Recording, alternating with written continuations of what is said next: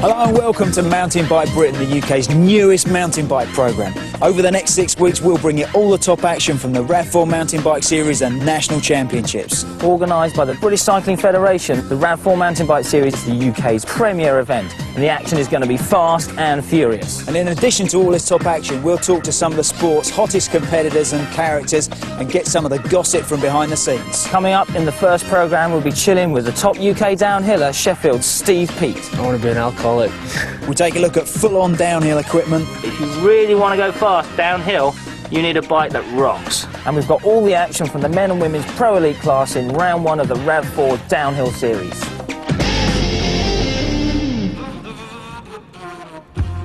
Netmore Quarry is 20 miles from the city of Shrewsbury in Shropshire. Now, this is a gift graciously left to us by the mining industry. The mud hole of epic proportions.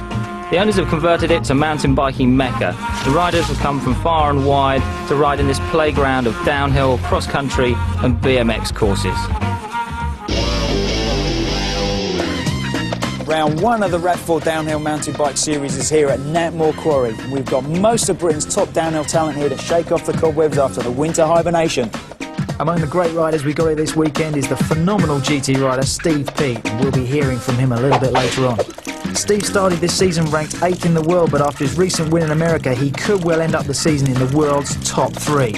Also with us this weekend is Matt Farmer. Now, Matt is last year's and this year's downhill student champion, and he's had a lot to do with the design of this course. And we got Tim Ponting, who, despite his soft-spoken image, is an absolute animal on the bike. I don't just say that because he rides for Team Animal PlayStation. Remember, Tim won the British National Point Series last year. The competition this year is really strong. We're always trying to beat one another. And Downhill's got a lot bigger. It's nice to be with your friends. And it's always good to ride in England, just becoming so popular with the people.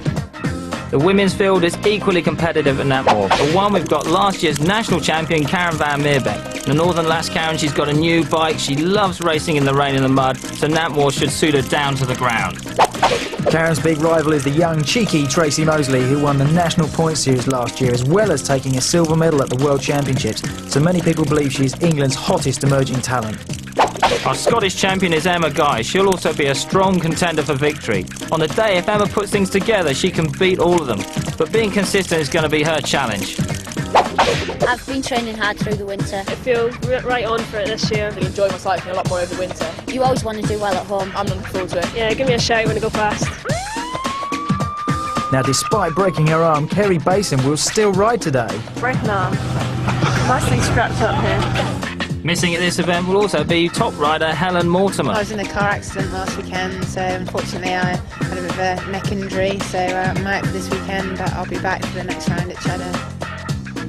And we're also missing wildman Rob Warner. Now, Rob rides for Team Giant and started this season ranked 6th in the world, but where is he today? He's meant to be here, but I don't know where he's gone. I don't think Rob liked the track very much. He was here the other day. So I don't blame him, really. Well, a no-show for Rob Warner, so let's go and speak to Steve Peat.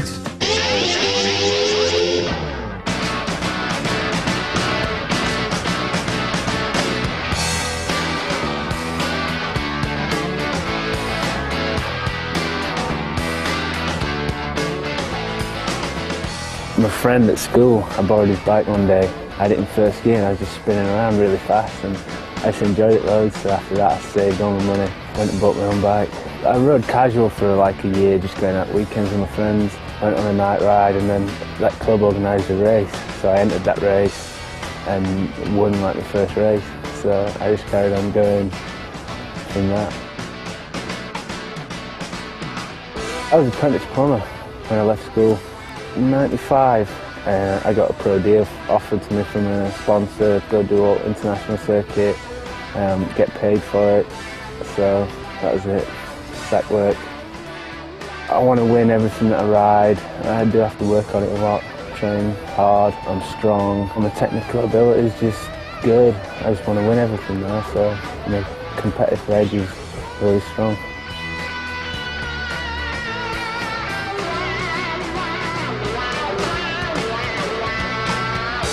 For the winter, I moved out to America, and out there I just got a more professional outlook on everything.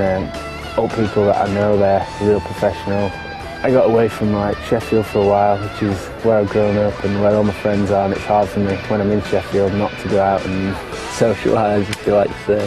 Yeah, I was just out there and just got into my training, knuckled down and did what I had to do.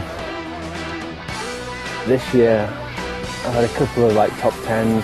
After this again, I missed the first round, a couple of top 10s, and then the Washington round in Seattle I went out and won. So a lot of people said it's been coming for a couple of years, and it was unreal. It was excellent. I choked up a couple of times, and there were a lot of Brits out there. Stood on top of the podium and we played national anthem. Hand on heart, I was just pleased, did it for England. It was cool. Like everyone says, when you win a Grundig, it lifts you up and you just ride at another level. And I'm on that level now, ready to go for it. Feel good about it. One day I want to be old, fat, alcoholic, sat on my deck, drinking martinis. I'm tired. Yeah, that's the plan.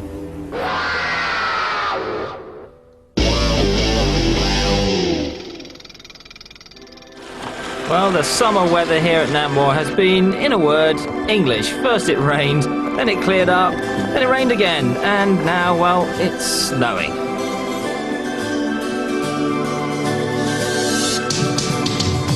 This course is pretty windy. It's quite slippery in places. Wet. It's all slushy up there. Slippy. It's really pedally. Muddy. It's pretty quick.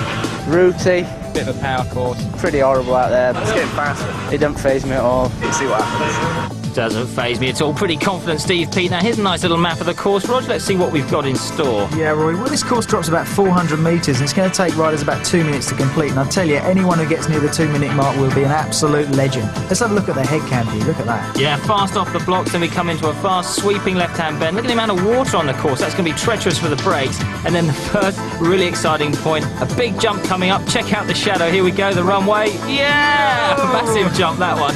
Riders going flat out into a set of berms now. The berms used to slow the riders down as they sharp left 90 degrees, and then again as we head into a very tight wooded section. Yeah, this is one of the most technical sections on the whole course, actually. It's really tight down there, and there's some really nasty little sections to keep the riders on their toes. Now we drop down to where the spectator is all waiting for you on the road crossing, and look, he's getting a bit confident there, but he wants to watch out because this is a really tight little section. As you can see, look how slow he's going. This, I think, is actually going to be the crux of the course. Yeah, but things speed up towards the finish, Roger, because it's a fast blast down to the finish line. Riders having to use every bit of their athletic skill now, maxing out on the pedals, hitting about 40 miles an hour through these narrow gates, and they just got to go for every inch, every second to the finish. Now we're getting our boots muddy. So far, Roger, we've seen some amazing racing here today, despite the slippery conditions. The sun's come out and we've seen riders going faster and faster, beating each other's times. Now remember, each rider only gets one race down the hill. That's the competition rules. So they have to put it all together on that one run. Everybody's had the day before to study the course and they should have picked their lines, but especially when it's muddy like this, anything can happen. Oh, and now check this ride out from Andrew Titley, Roy. Oh, Andrew, mind you, great. I think he'll be signing on as Andrea Titley at the next event. Well, we've seen some fast times as well. Here comes Marcus Scott from the Aberdeen Bike Bothy. He scorched a time of 2 minutes, 6.67 seconds, taking the lead from the pack momentarily, that is, because then we saw Robin Rumbelow, who shaved 42 hundredths of a second off his time to go into the lead. We also expected big things from X-Light's Andy Pope on his outrageous new bike, but as you can see, he was getting a little bit stuck in the mud. Now, Steve Gearler, Team Giant, was another disappointment. He was seeded in third place, but his time was only 2 minutes and 8.01 seconds at the end of his run, leaving him languishing far from the top 10 and short of expectations. Well, but his victory was quickly extinguished.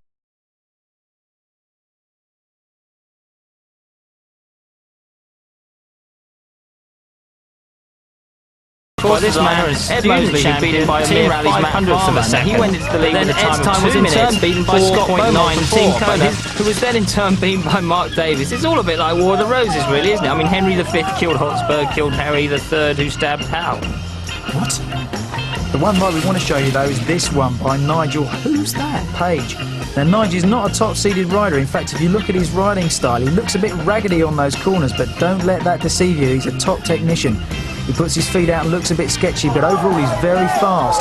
Now he comes from riding BMX, so he's extremely smooth on the bike, but I've never heard of him before, Rory, have you? Well, I haven't either, but you might be watching the technique. Look at this time, though. It's incredible. And he's nearly at the end of the course, and he's got plenty of time in hand. Here he comes to the finish line, 2:02.97. So Nigel Page, the unknown rider, comes from the back of the pack to throw down the gauntlet to the big guns.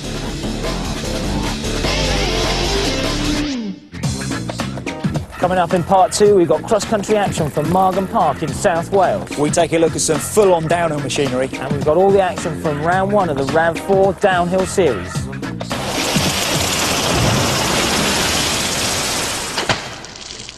Remember this, and that? Feel nostalgic? You do? Oh dear, it's time to make the cocoa. I said it's time to make the cocoa, because we'll be honest, this will not interest you. We know what your cup of tea is. It's a cup of tea, and allotments, driving gloves, and his and hers matching coats, and rambling. Things confuse you. Music, technology, we'd like to explain. Honest, but what we're selling today is this, the Toyota RAV4, a four-wheel drive that handles like a GTI. Look at the press reviews. That's enough. You're never going to drive a RAV4, and if you are, you shouldn't be. Remember when you saw your parents dancing? Embarrassing. The RAV4 is a 2-litre 0-60 in 9.9 seconds off-roader. What are you going to do off-road? Go surfing? Forget it, that shouldn't be too difficult. Making you angry, don't watch. Switch channels. Our intention is not to antagonise, annoy, upset. Okay, we lied, it is. We just want you to accept the RAV4 is not for you. You may now return to tearful reminiscing about the wireless, P-Supers, Pearl Car and Teddy Johnson.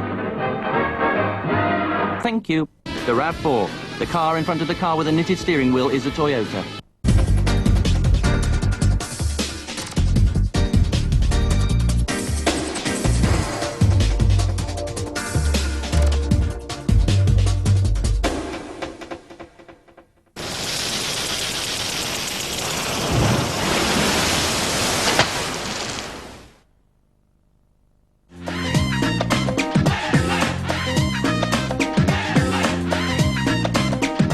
Welcome back. Coming up in this part of the programme, we're going to be looking at just what sort of a machine you need to go downhill fast. We've got the climax of round 1 of the RAV4 Downhill Mountain Bike Series here at Netmore Quarry. But first, let's have a look at some cross-country action. Margam Park, South Wales, and all the top British riders are here to do battle. The man they want to beat, Nick Craig, double defending national champion, 3 times consecutive series winner. This is the first time I've raced for 2 months, so normally I would have raced a couple of times by now, but I decided to stay away training a bit longer, so I don't really know where I'm at. I hope it's some fun.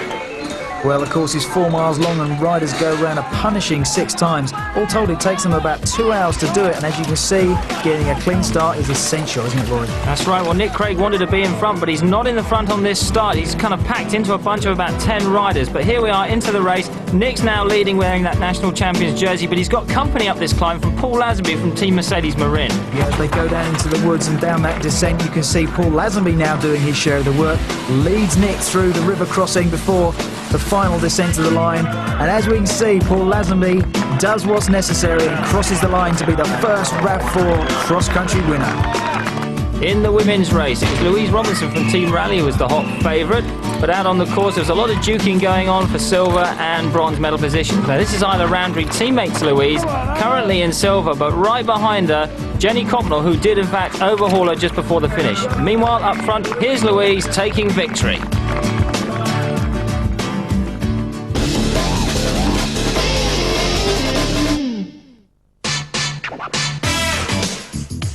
Right then, if you've been looking at mountain bikes for somewhere over the last 8 years, a lot of things you might have seen are pretty familiar. Triangulated frame, diamond shape, it hasn't changed for over 100 years now.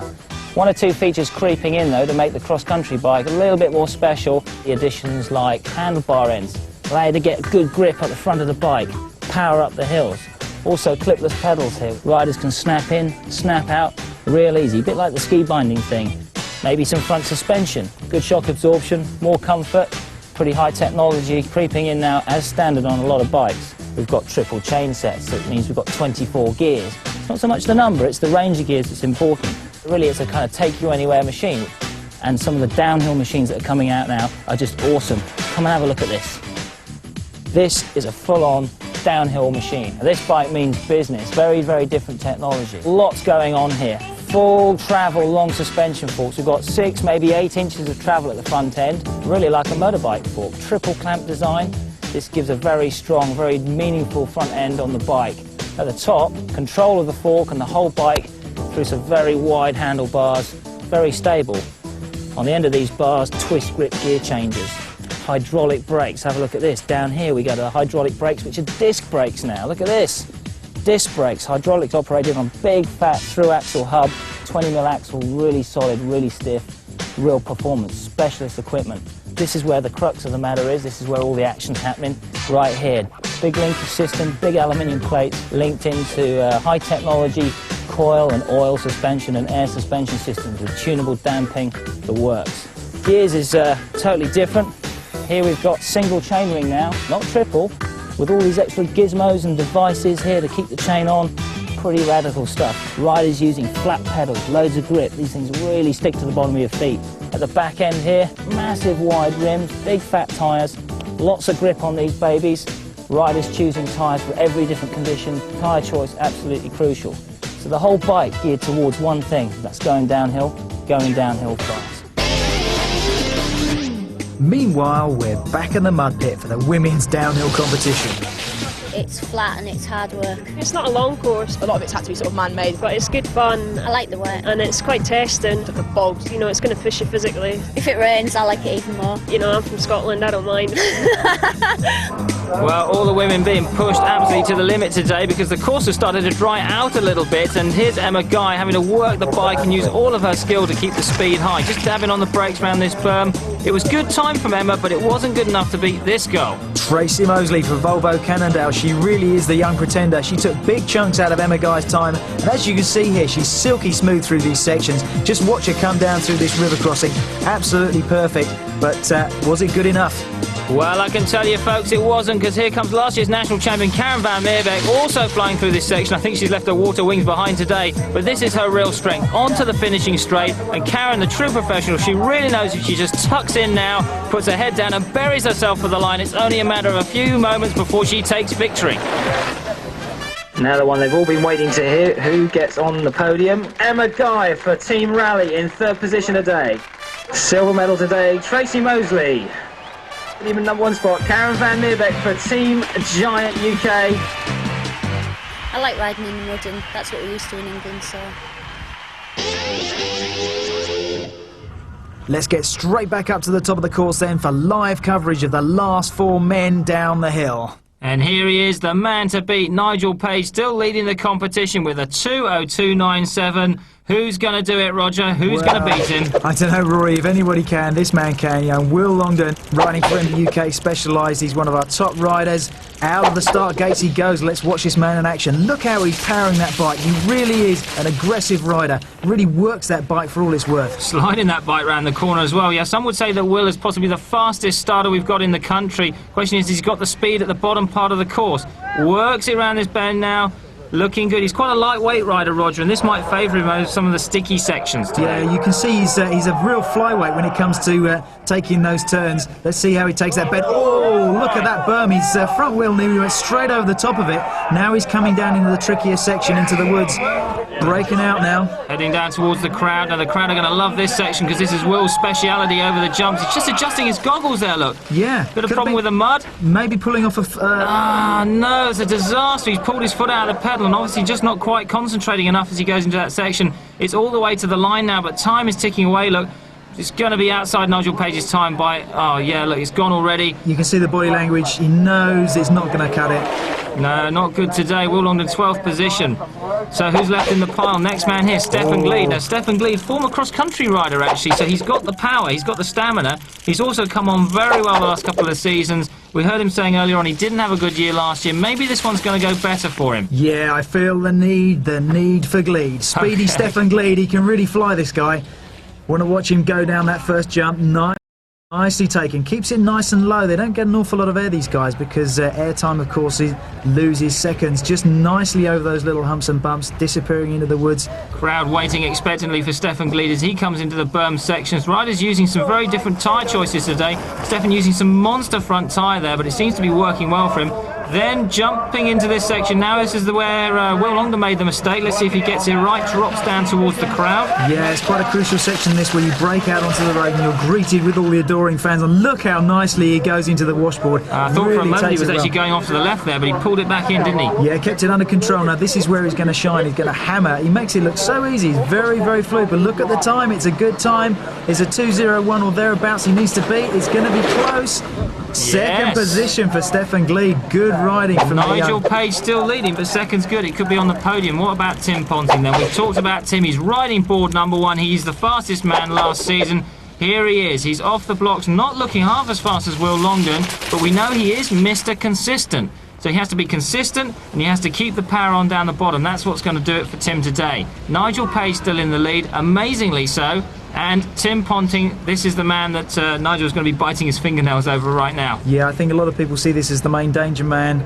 He's really a man who can pull it all together when it counts. Coming into the berm section, let's see how he takes this. It's quite a critical turn.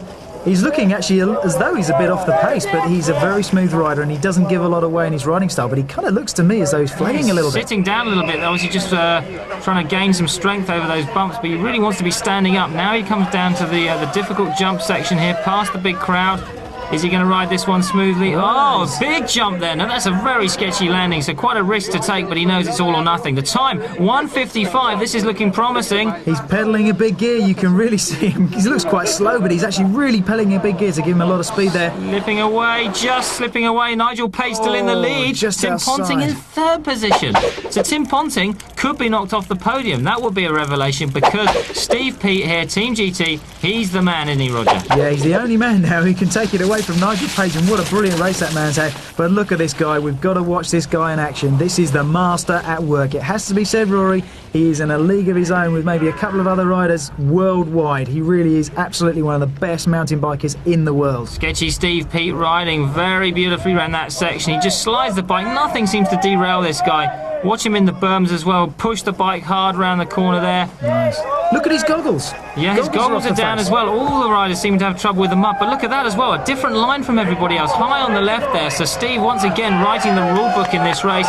The goggles causing some problems. The mud really all over the place, and he's losing grip on the bars. Bit of a late adjustment as he goes into the washboard there. That could have been a bit sketchy. Look at the clock. Look at that though. He's got a great time. 1:52. He's surely going to be inside the time. Nigel Page's victory possibly in danger here. 1:58, and he's still got a bit to go. Whoa, it's 2 minutes, 2:01.29. That is the lead victory for Steve Peat.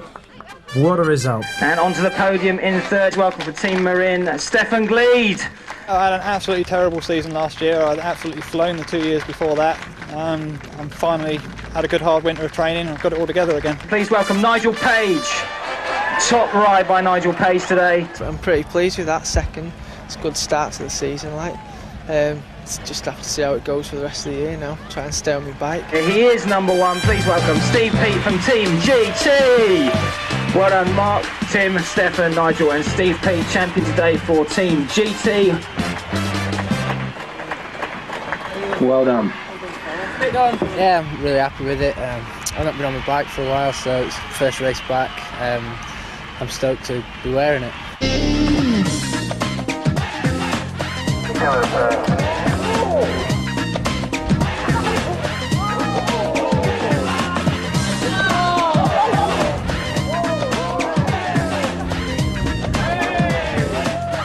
Well, that's all from Netmore Quarry.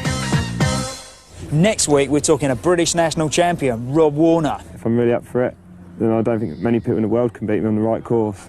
And we'll be going direct to Cheddar Gorge in Somerset for round 2 of the RAV4 Downhill Series. Be there!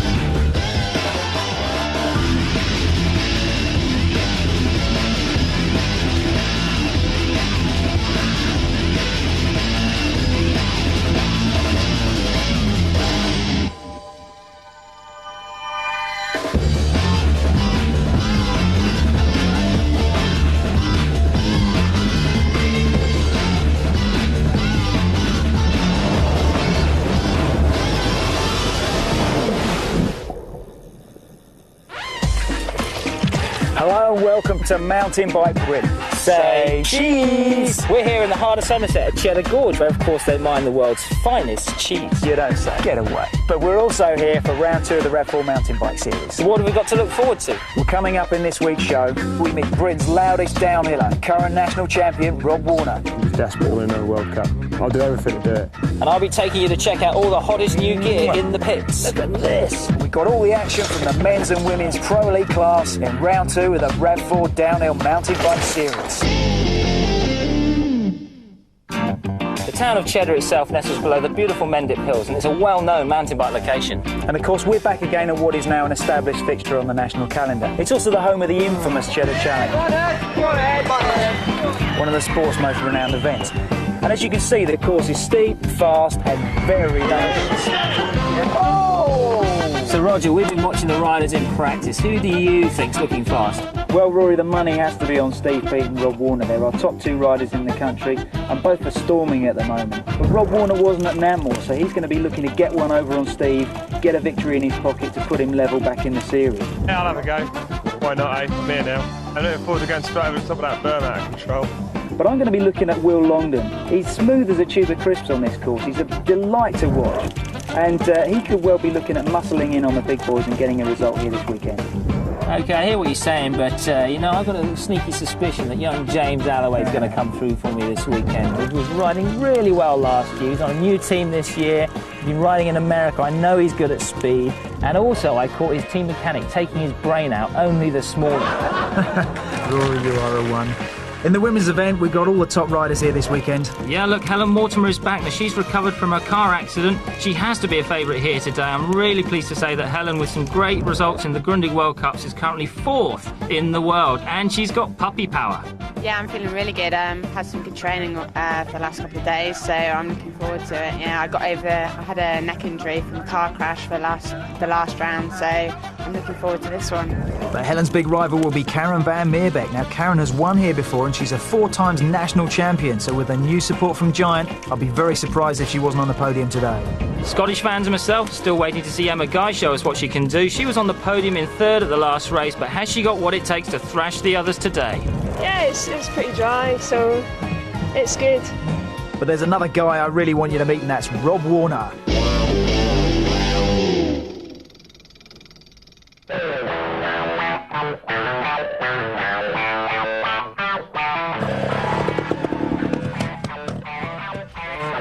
He's nothing but a nuisance around here.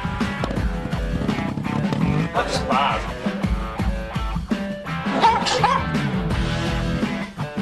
Started really as I was a motorbike trials rider. He did have a job at Rover. So I started doing this properly. But he got the sack from there. I went and did the Worlds in '93, and then '94 I was lucky enough. I got a trip around the world, you know, and I went around the world for expenses only. He's progressed from there, really. And then '95 started to make a bit of money, and then I've been with Giant for the last 3 years. He wouldn't work in a bank. I was lucky. I had a good result there, and it opened up all the doorways for me, really. He likes doing it, so and he can earn money at it. So it's not bad. I like racing in Britain because it's Britain, and all the fans come out to see us race, and the national championships like I won last year, they were so important to me. I was desperate to win it. I'd never won it before, and it was more important to me than winning the World Cup. It's nice to be the best in Britain, and it just once get your name on there. 1997, glory days and all that. I don't normally tell people this, but you know, I go and ride a bicycle nearly every day, be it a road bike or something, to get fit. And if I don't, I feel bad about it because I think that everyone else has got an advantage on me from that day, you know? I'm just desperate to win another World Cup. I'll do everything to do it. To be or not to be, that is... You do need a certain amount of self-discipline because it'd be easy just to sit around and do nothing all day long. You know, it is cool, jetting around the world and everything, and like, have some good parties. Oh my God, get a blonde wig and I'll do it. Doing what you want to do for a living is great, yeah. I mean, it couldn't be better. I'm a looking around. I'll always speak my mind. It gets me in trouble quite a bit. So if you're watching, you're crap! You know, if I think something's crap, then I'll say it is, really. Some poor little 15-year-old's going to be heartbroken. I ain't changed a lot. I'm probably a bit more self-disciplined. Not such an idiot, but you don't have a laugh, there's no point doing it. When my head goes, I just get a bit stressed out with it, really. I don't handle pressure very well. Like, you know, I got this notoriety of going out and getting drunk the night before the races and doing wild man and all that stuff, but it ends most of the time do it just to be an idiot. It's more that I have to let off steam. I get a bit stressed with it all. And I do feel the pressure of it a lot at the moment. Oh, how bad is that? That's a good pressure I'm putting on myself to win, you know. I'm really up for it. You know, I don't think many people in the world can beat me on the right course. It's partly genetic, yeah.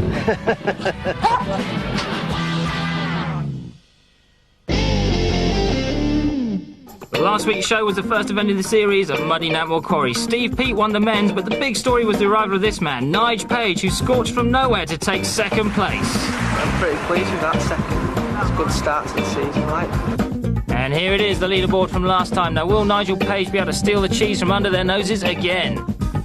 Well, in the women's event, it was this woman, Karen van Meerbeek, who saw yellow and triumphed over Tracy Mosley to take the leader's jersey. I like riding in the mud, and that's what we used to in England. So there you see it for yourself. The Mud Queen reigns supreme and giving a face pack to the others.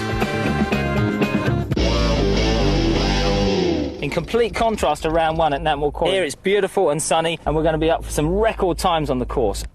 Ah, another famous little map, Roger. They've been busy at Play School this week. Fuzzy felt, making a comeback. That's what I like to see, Rory.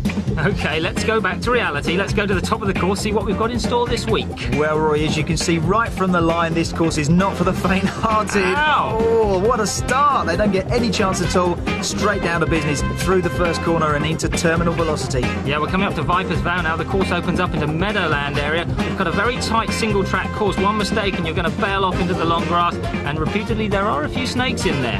Then we go from the bright sunshine into the deepest forest section. It gets very dark, tight little course as we head towards Devil's Drop itself. Yeah, the Devil's Drop, that spectator nirvana, is about a 45-degree angle. We're just going to break out of it now. Wagons roll, just totally let it go. Flying down there, look at that total G-force through the berm at the bottom as well. It's been really sunny this weekend, so the ground has got a few cracks in it. You want to watch out for those as you head towards the finish. Yeah, as you can see, that well-known cult, the Mendit Mooney's making a bit of a show for us as we come down and break out into the main arena. Nice little jump into the arena, and time for a wheelie across the line just for the crowds as well. Very nice. OK, we've had our go now, so let's hand it over to the professionals and let's go racing.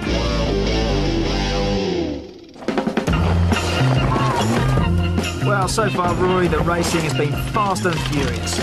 Helped along, of course, by some glorious sunshine. Now, the way it works is the riders get the day before to scout the course, do a few practice runs, pick their lines. But when it comes to race day, they get one run and one run only.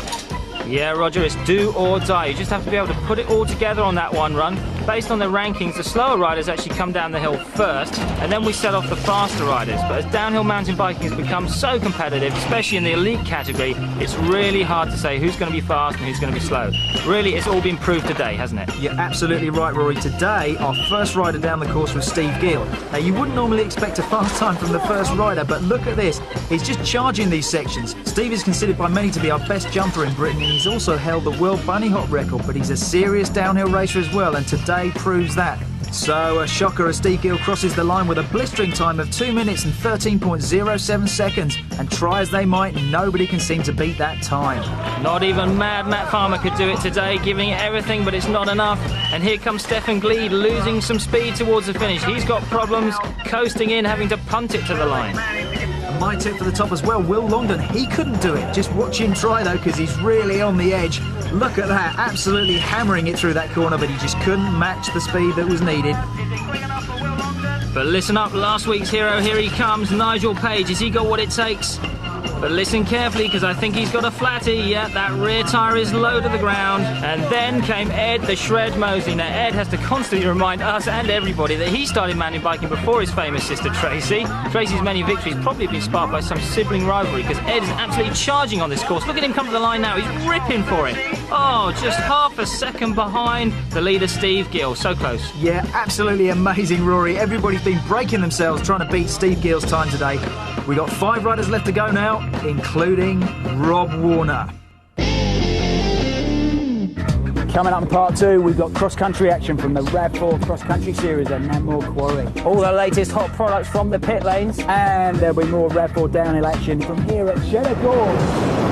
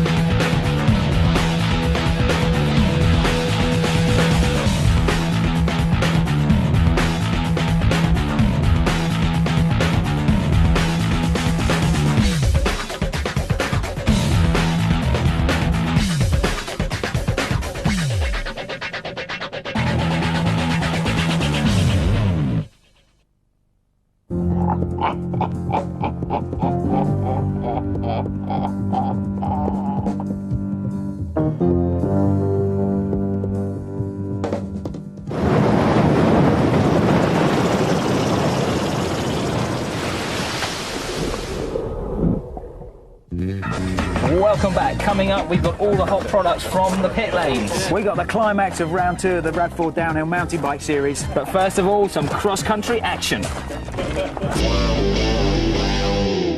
Well, round 2 of the cross-country series took place at our lovely little mud and snow fest that we had at Netmore Quarry. Well, here we are in the men's event. Based on what happened at the last cross-country event at Margam Park, we thought it was going to be a duel between all the also-rans and the winner, Paul Lazenby, who rode over everybody. But here we are, and Paul is trailing because he didn't expect, nor did anybody else, on a powerful ride from this man, Tim Gould. He's come home from stateside where sponsor commitments keep him in America, but Tim is ripping up this climb, and everybody knows he's a danger man when he's on the course. Barry Clark chasing hard. Yeah, let's face it, Tim Gould is an absolute legend in mountain biking, and there is nobody better up the climbs than him. Now here we can see Barry Clark coming in to make the final pass, chasing down Tim Gould. Tim's got a good lead at this stage in the game. He's holding it together nicely. Barry Clark chasing as hard as he can, but he's finding it tough. I'd rather use the word grueling, actually, Roger. It's been over 2 hours out there. One of the squad of 5 from Team Rally. Barry is their finest rider, but it's not enough today because here comes Tim Gould to the finish. He's going to be chuffed to bits with that one. Yeah, superb result for Tim Gould. He's been at the top for over 10 years, that man. It's great to see him riding on home soil again. In the women's race, also back home to rip up the turf, international superstars Caroline Alexander and K2's Tracy Brunger. That's going to spoil it for a few people. Yeah, we were expecting a peachy battle between those top 2 internationals. We can see Caroline Alexander in the lead there. Tracy Brunger struggling a bit in the Netmore wind to keep up. And Caroline Alexander crossing the line to take victory. Look at this! And this is where you're about to fall over. Here we are in the team paddock at Cheddar, and traditionally this is the time when all the riders get their latest equipment out, so to speak. Check it out. Amazing. What is it? Isn't it beautiful? I know you love it. Excellent. Just a year ago, Steve Peat came to Cheddar and rode this bike to victory in the downhill race we had here. It was the first outing for the new GT Team Lobo. 1 year on, check this out. We've got the new one here. First time ever seen here at Cheddar. New linkage rear end. Also the rear shot working in quite a different way. We can adjust the damping control now. If you check this out, adjust it right back. Obviously we've removed the spring. Much quicker. What's this now? This is interesting. The new Hope Technology virtual floating caliper. Totally independent brake caliper for this disc, moving with the suspension. And on this sort of bike, by taking a whole unit like this, you can fine-tune the suspension to what the rider wants, and that's why Steve Peat's number 3 in the world last year. A look at this. Look what I found. This is a new thing. Isn't it beautiful? I've just got to kiss it now. This Middleburn big mother crank. It's just so fat. I love it. Technical advantage. You could kind of maybe say it was stiffer or something like that. Maybe it is, but it is just beautiful. Coming down here now, look what we got here. Some really sexy looking wheels. These heads are actually carbon fibre, and it's a framework over an aluminium rim underneath. The spokes are actually going into the alloy rim, but the carbon fibre fairing increases the aerodynamic effect of the wheel, and also you've got to admit it looks pretty cool. Rider to bike interface, really important. We can monitor the speed of the bike, the descent rate of the bike via an altitude sensor, and we can monitor the heart rate of the rider. You can check them out on the handlebars with this little device here, and you can figure out exactly where maybe you can then gain that extra sort of half second of advantage, which could win you the race. This is the cutting edge of development with a whole bike frame. They're not available to the public just yet. We're on number 115 already, so they'll be working hard. People are here, they're racing the product and they're developing the product. They're taking it further, coming back next time with new stuff all the time. It's excellent. Things are really hotting up in the Women's Pro Elite class. Let's take a look. Well, Roger, you're not going to find anything in there, mates, because the girls are all at the top of the course getting ready for their final do-or-die mission run. Those long shoots, they're scary fast. Yeah, I'm totally up for it. I wish today was yesterday, actually. Kicking things off then for the women's Helen Gaskell. Now listen to this, folks. She's only 15 years old and she came in 5th place at the last event. Superb riding from this young talented rider, going through the bottom of the Devil's Drop there, sprinting into the arena. She came in with a time of 2:39.80, which put her in 6th place.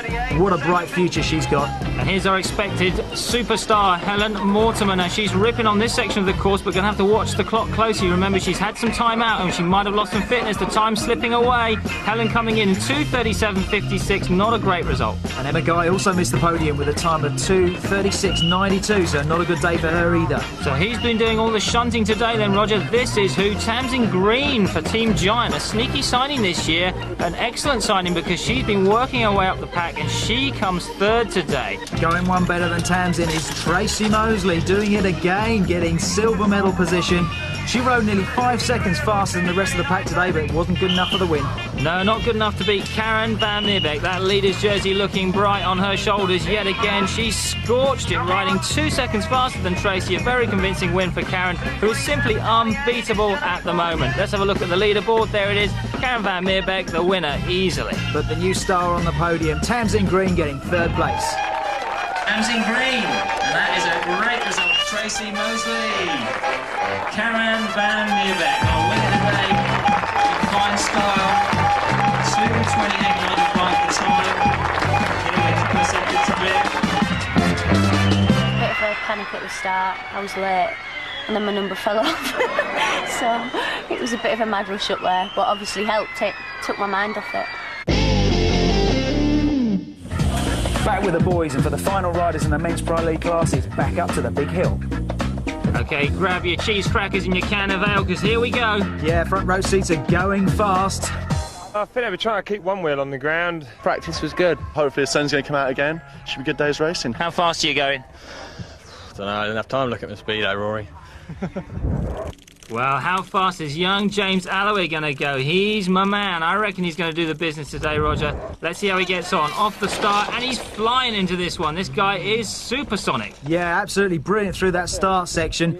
Into the Viper's Vale now he comes. Now this is quite a good gauge of how smooth these riders are. He's just sitting down a little bit there. Into the compression he goes, where he's bottoming out the suspension systems, and down into the Devil's Drop. And that is exactly where some of the riders earlier on today have been picking up punctures, compression against some sharp rocks. James flying around that bend. He's got the super confidence of a Super Gazzaroli front tyre. 3 inches, it's massive. And with all this new equipment around, I reckon this is why James Alloway's going to do well. It's his little secret weapon. Now look at the clock. This is looking superb from the Team Mercedes Marin rider. 2:08, and he's still got a little bit of time in hand. Here he comes to 11:93. A ripping run, Roger, ripping. He's going to go in the lead with that. Look, 1.14 seconds in the lead. Who's going to beat it? Superb riding from James Alloway, Rory. Your prediction? I'm going to put some money, seeing as Will Longden's kind of not in the fray with this man. Scott Beaumont, twice World BMX champion. You don't get that far by being a slouch. Scooting down that start ramp, looking really nice and smooth, going into that first corner. He is going to be really rocking on this course because he can make it smooth. Look at him go through that single track into the compression. Just avoiding those holes there, Roger. Yeah. Really dodgy. You want to get the lines just right there. This ground baked hard. One mistake and you can be over the bars. Here we are down at Devil's Drop for Scotty. He's getting really sideways on that one. Yeah, you're absolutely right. Getting really horizontal as he comes through that final turn at the bottom of the Devil's Drop. And now we're in and looking at the clock. He's just adjusting himself on that penultimate turn. Now the big sprint. This is where the legs really start to burn. Really working it hard to the line. Just keeping the pressure up. 2:13.72. 3rd place at the moment, but I think we're going to see better later on. Well, some big guns still to come. Rob Warner, everybody waiting to see him. But Steve Peat, of course, the series leader. He's wearing that yellow jersey, and that's going to give him the confidence. He's such a master. Let's see what he does today. He flies off the line there. He's got all the confidence of a team mechanic that's been with him all weekend as well, setting up the bike. Last year here at Cheddar, he was the man that did the business. Watch Steve now come into the Viper's Vale. Oh, a new line. Again, we saw that last week, didn't we? He just took a totally new line from everybody else, just breaking all the rules. Yeah, that's what separates a world-class rider like Steve Peat from the rest of the pack. He can see those lines. He knows that buys him an extra few seconds, and that's all he needs to do the business. Because look at the clock. He's storming down this course. Yeah, the crowd are going absolutely wild, Roger. He's getting close to the line now. Oh, but he's stabbed a foot down. He's stabbed a foot down, but it doesn't matter, does it? No, the Look at time to clock. beat, remember, 2:11.93, James Alloway's time. There's loads in hand. Steve Peat is going to rip this one. Look at that. Yeah, he's got time to go and grab a coffee and still come back in first place. 2:07.08, nearly 5 seconds. That's rude. Oh, well, it's a tough act to follow, and Tim Ponting's the man to do it for Team Animal PlayStation. Never underestimate the power of Ponting. Here we go.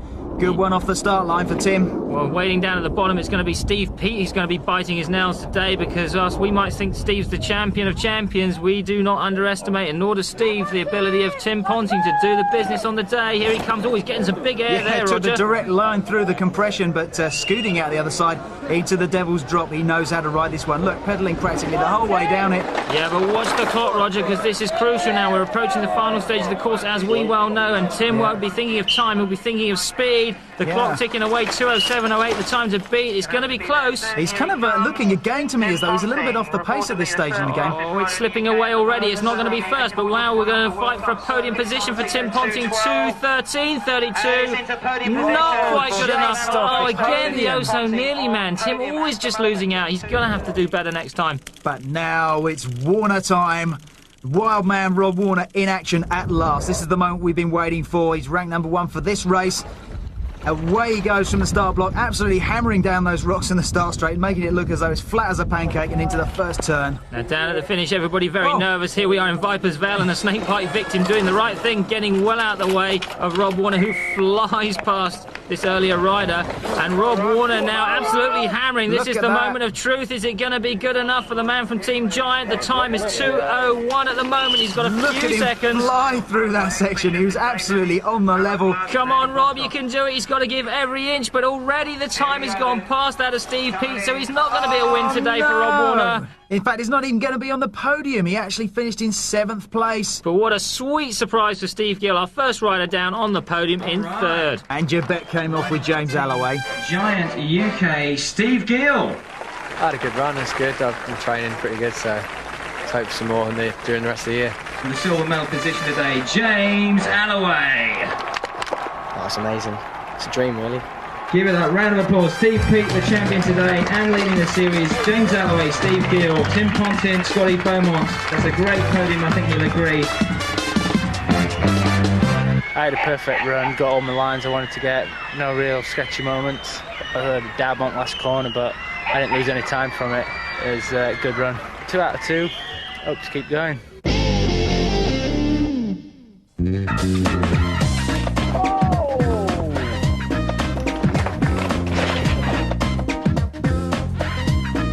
That's your lot from the Cheddar Gorge. Get your kilts out because next week we're in Innerleith and in Bonnie, Scotland. We'll be meeting Sheffield pin-up William Longdon. Right. What have we got? We've got to the break.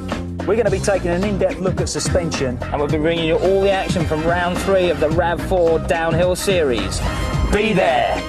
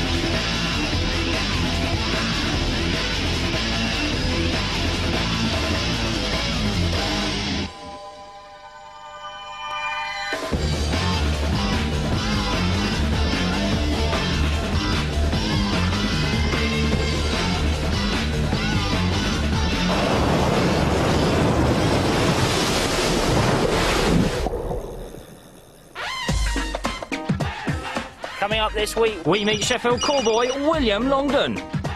Hello. We also look at the ins and outs of suspension, and we've got all the action from the men and women's elite category downhill racing in round 3 of the RAV4 Downhill Series. Here we are in the town of Innerleithen near Peebles, and as you can see from around me, it's absolutely beautiful. We've got one of the UK's most favourite downhill courses here, and some say it's the only course in the UK that really rates against a World Cup standard. It's got some incredibly steep and technical sections, and some very fast sections as well. Best way I could describe the course is my worst nightmare. I like riding here. I think it's probably the best course we've got in Britain. It's nice to see a long course in Britain, well, Scotland. No, we don't have them as long in England. It's been a bad track, a lot better than anything else we've had this year. This definitely suits me. It's more near Grundig sort of standard course. It's really fast. A bit soft, but it'll be alright. It's those conditions that I really don't like. Got some good bits. The more technical, the better. You've just got to pedal really hard every opportunity. You've got to slow it down a bit to get online. By the time you get to the bottom, you're going to be pretty worn out. Keep pedalling. It's quite impressive, yeah. Really, it's just brilliant. I love it. Previously on Mountain Bike Britain, supercharger Steve Peat just can't be beat. He won at Netmore Quarry in round 1 and he went on to win again at Cheddar. Yeah, that's 2 out of 2. Hope to keep going. Yeah, but he's not going to keep going, Rog, because this week he's not here. Also not here is number 2 man Tim Ponting, out with injury. So this means the field is wide open to a whole bunch of other riders, and if any one of them win today, they could take the lead in the series. Yes, indeed, Rory. At the front of the queue is James Alloway. Now, his nickname is Throttle Jammer for good reason, because he just tears the course apart, and that's earned him that all-important top dog ranking for this race. He had a triumphant run at Cheddar Gorge, which proved to everybody that he's the man to look out for. That's amazing. It's a dream, really. Another man who's gunning for it this weekend is Nigel Nice Bloke Page, who was just a face in the crowd before the start of the series. Yeah, Rory, he kind of caught us with our pants down at Netmore, which is a bit cold in the snow. And whilst we were running the other way, Nigel stormed across the finish line to take second place.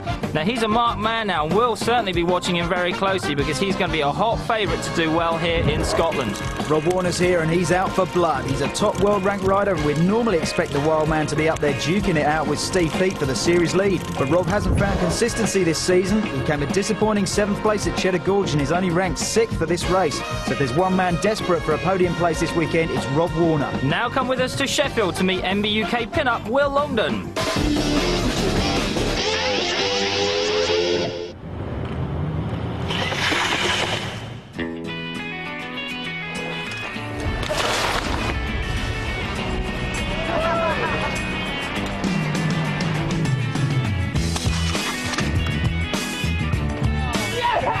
I've been riding bikes since I was little and I'd always wanted to be a sportsman of some kind. I think my dad's probably been the biggest influence on my career. He was a cyclist and a motocross racer when he was younger. I always wanted to copy him and ride motorbikes or ride bikes of some kind. Tried all sorts of sports and I went from sort of football to bikes all the time, motorbikes, road bikes, cyclocross bikes, BMX bikes, just anything with wheels rather than balls really. And my friends were mountain biking. It was just a natural progression. I started getting better at it. I started racing. I just carried on doing that, went down that path really. In '95 I won a lot of races in Britain and I was still at work. I was a pattern maker in the steel casting industry. I'd ride into work on a £5,000 bike and, well, what's this for? You start to get mad with me and say, no, you can't make a living out of riding bikes up and down hills. He told me to chuck it in a skip and told me that was where I was going to spend the rest of my life. And once he said that, that made me realise that was the last place I was going to spend the rest of my life. I went on holiday, came back and handed him a resignation. Told him I was off to ride bikes up and down hills, which I've been doing ever since. I'm pretty laid back a lot of the time, but I do get a bit stressed sometimes and have a bit of an energy release. I tend to spend a lot of time asleep sort of thing, so yeah, saving my energy for the important times. I do notice other people's riding styles. I did have to ask everybody else about my riding style. There's a lot of different styles out there.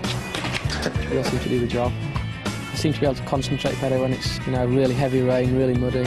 I like it when it's steep and really technical. The harder the better really. I've been riding a long time, so I'm used to all the conditions, so if it's hard for everybody else, it's good for me.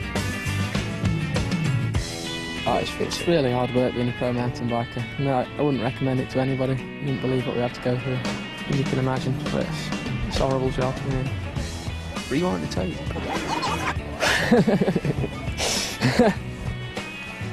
If I get old, I think I'd like to run a team.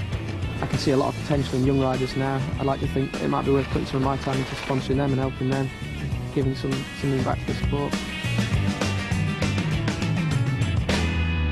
go to the break.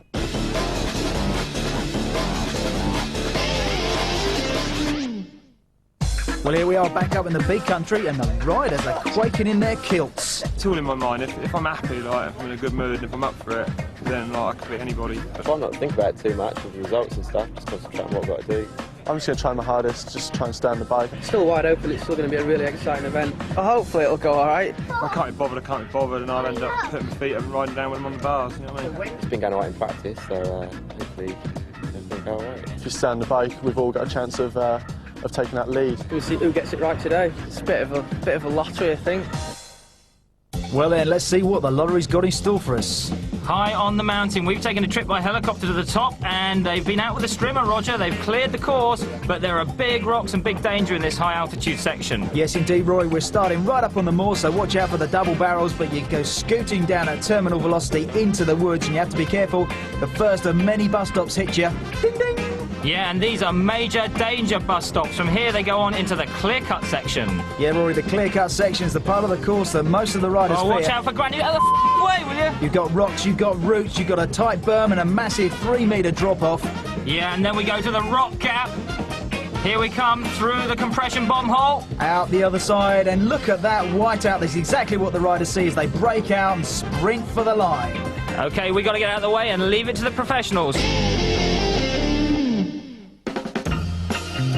As we know, Rory, the rules of downhill racing are nice and simple. You get some time to check the course out the day before, figure out which way you're going to go, check your lines, and hopefully iron out a few kinks.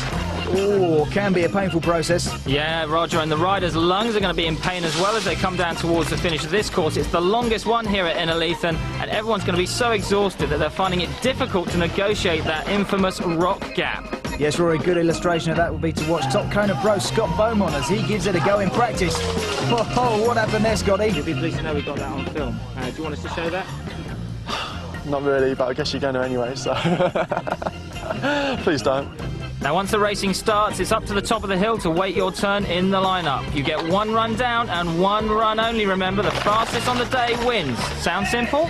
Well, it wasn't for poor old Ed Mosley, ranked number 7 nationally at the moment. Ed's one of the guys who could have become series leader if he had a win today, but his chain snapped and he had to coast to the finish line. Yeah, what a shame to lose Ed in this competition. Well, top rider Stefan Gleed had a spectacular start to the season and a spectacular start to this race. Check it out, he's barely hanging on there. Here he comes crawling to the line in an unspectacular 4 minutes 43.20. Not a scorcher. Now, Chris Spencer's a rider that we haven't heard much from this season, but he's set the early lead. Here he is crossing the line in a time of 4 minutes 15.96 seconds. Go Glyn O'Brien. He's Ireland's favourite. Set a good time today, but it wasn't as good as Chris Spencer's. But Andy Parks finally set the time to beat on this course. Just going through the bus stop there. Here he is coming through the clear cut. He's really got it together, looking nice and tasty. Coming across the line. What's the clock going to stop at? 4:13.48, gripping. Nice time. What about teammate then? Our pin-up boy, Will Longdon. Oh dear. Not going to be sent to spread today. Will coasting in. Well, it's all just gone a bit pear-shaped today, really. This course eating up our peachiest riders. Yeah, I think Will's going to be feeling a bit melancholy back in the paddock. Look, Mum, no hands. So the standings at the moment are that Andy Parks holds a slim lead ahead of the pack with 5 riders left to go. What happened, Will? Yeah, I had problems at the top of the course. I was pedalling hard down a slightly off-camber section. My pedal hit the floor and it threw the back wheel out of the dropout, so I had to stop because the wheel was jammed up against the frame. Stop, sort that out, and then by the time, it was 30 seconds at least, you know, by the time I got back on my bike, and you can't afford to lose 1 second, never mind 30, so it was pretty much all over then, unfortunately. Coming up in part 2, we've got round 3 of the Grav 4 Cross Country Series. We're also going to check out all that latest suspension technology, and we've got more action from the downhill racing. We'll see you after the break.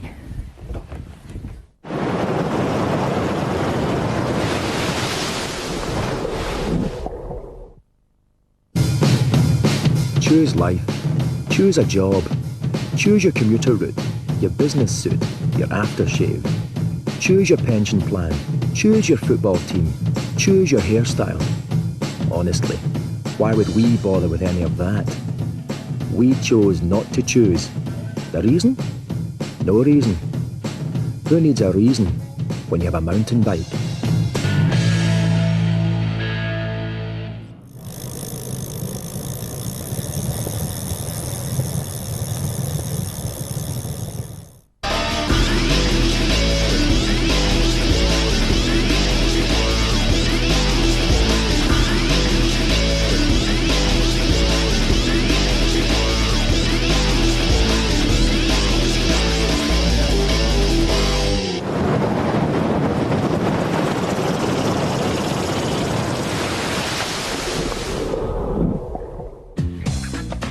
We're back and bouncing into part 2. We're going to look at all that suspension technology. We've got the climax of the RAV4 downhill series here in Innerleithen. But first, let's have a look at the cross-country action. The new but savage cross-country course lies ahead of series leader Paul Lazenby. It's pretty nasty out there, but I enjoy it like that. I hope it's going to really rain hard later. Well, as the men set off, the top contenders are Nick Craig, Barry Clark and, of course, Paul Lazenby. But look at this. Carl Sturgeon of Team Rally getting a storming start on the inside. Absolutely brilliant. A tough start uphill, and there's more to come as well, Roger. It goes all the way to the top of the mountain before they descend in the tight technical trees. Here we see Barry Clark of Team Rally working with his teammate Carl Sturgeon, just shadowing him there as they make that big climb. And Paul Lazenby struggling, by the looks of things, to keep up, getting blown away a little bit. Here comes Nick Craig, and hotly in pursuit of him is Matt Guy. They're right on each other's wheel through the trees. Here comes Carl Sturgeon to take a career-best first national victory. It didn't rain at all, it stayed dry, so it just my wish didn't come true. Here we go for the women's elite race, and it's a fast start for Tracy Ann Brunger there in the centre picture, but she's got Caroline Alexander to contend with, and we all know how good she is at climbing. Yeah, indeed. Caroline getting a bit of a slow start in this race, but it's all the way up to the top of the hill, which is where Caroline's going to like to do the dirty work. But Tracy Ann Brunger using her incredible descending skills to take victory on the day. The revolution that stormed mountain biking over the last 10 years is suspension. We've hunted down trackside suspension guru Hyena Dave Garland. Suspension gives you a much more supple ride, takes a lot of shock out of your body, enables you to go much faster over rough ground. The downhillers want a fork that's extremely plush, always works, never bottoms out, never comes to the end of its travel, and always tracks through corners very well. This is what you would see on the majority of mountain bikes today. There's an adjustment on this that allows you to squash the spring or release the spring. Inside we have two springs. You've got a primary spring which is on top, which is a short spring, and we've got a main spring on the lower which takes care of the big bumps. Exactly the same in the other side. They're the lower legs. They've got 4 bushings, 2 bushings per side, which run on this smooth upper tube. The actual damping of the fork is taken care of by a cartridge in this leg. It's an oil-filled cartridge, and it's adjustable compression and rebound damping. You can either make the spring work much quicker or much slower, depending on what sort of course or terrain you're on. Well, thanks for that, Dave. Of course, I knew all that already. Right. Well, really, there is so much more going on in suspension than you could possibly imagine. I bet you couldn't possibly imagine this. Dave Hemming's secret weapon. The system we're running is called AstroTech. It's Formula 1 technology. Basically, it measures everything that the bike's doing on the course. It's tailor-made, so the bike gets totally switched on for the course we're riding. This is where all the information is stored that the potentiometers and everything register here. Okay, so on suspension movement, it just registers it through and into the little box. Well, the man who lives inside the little black box is techno wizard Adrian Ward. In simple terms, it tells us how many times you bottoms out suspension into that, and if you're using all the suspension travel throughout the whole downhill. If you're not using all the suspension travel, we have to soften the springs off. And if you are using too much suspension travel, we have to harden the springs. And then from there, we can look at more detail and look at damping and gearing as well. So hopefully, the scientific method of modifying the bike will actually pay off in a podium finish at the end. But you never know.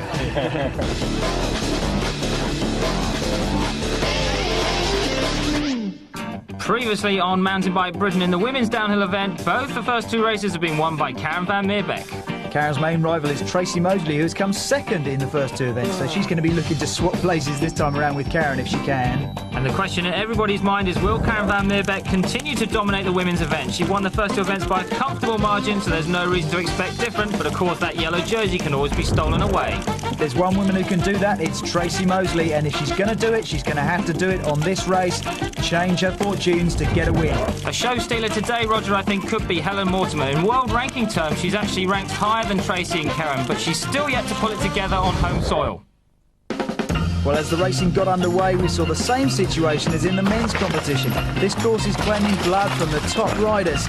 Now, Tamsin Green, the podium gatecrasher at Cheddar, had a run-in with the roots and rode a dispirited race without a chain.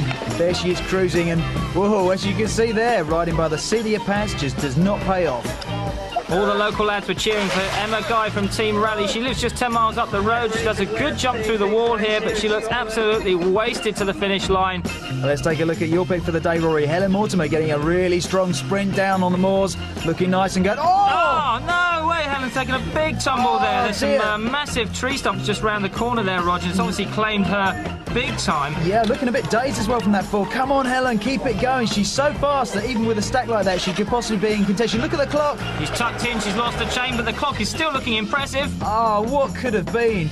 Well, we could all assume that it might be the same pattern as before with this woman, Tracy Mosley, in second place, but as she comes down off the start, she's looking very strong indeed. Yeah, powering all the way down the hill, through the compression now and setting up the sprint for the line. And across the line, I can tell you she comes home in 4:44.06, which puts her an amazing 15 seconds ahead of the pack. Wonderful stuff.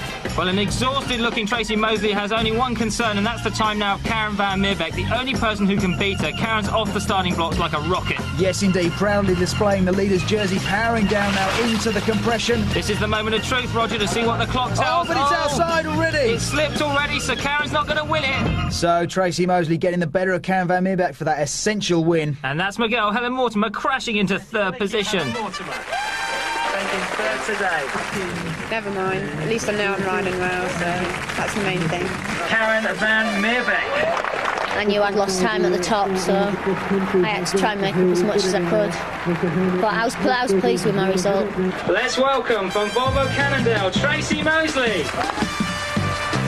Tracy Mosley, Karen van Meerbeek, Helen Mortimer, three superb riders. I was really up for a good race today. I needed to win. I needed to get some points back in the series, and I was just really motivated and tried just kill myself towards the finish, just pedalling as hard as I could. I knew I had to, so I was pleased. Just good, big effort got on in, and it paid off. So.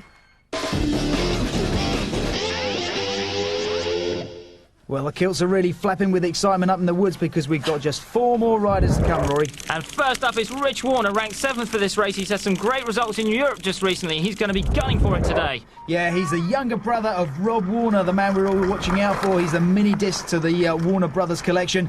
Here he is going down into the trees, nicely through there, into the first of the bus stops coming up. Richard normally likes it a bit slippery as well. I've watched him in many muddy races where he's often done well here, Roger, so I think he's cruising on this one at the moment, looking very smooth, plenty of grip on his tyre choice today. Yeah, taking those bus stops with ease. Now let's watch as he goes down this steep little treacherous little bit. He's very fast into this section. I hope he can hang on there. Yeah, just look how steep that is. You get a really good view with all the people staying there, how steep that is. Good, eh? So good. He's coming through. The time is looking excellent, Roger. Look at the clock here. Yeah, he's breaking out onto the final sprint. His head's down. Look, he's sitting down, moving through the gears, getting his biggest gear for the big sprint now. He's going to come out of the saddle any second, I think.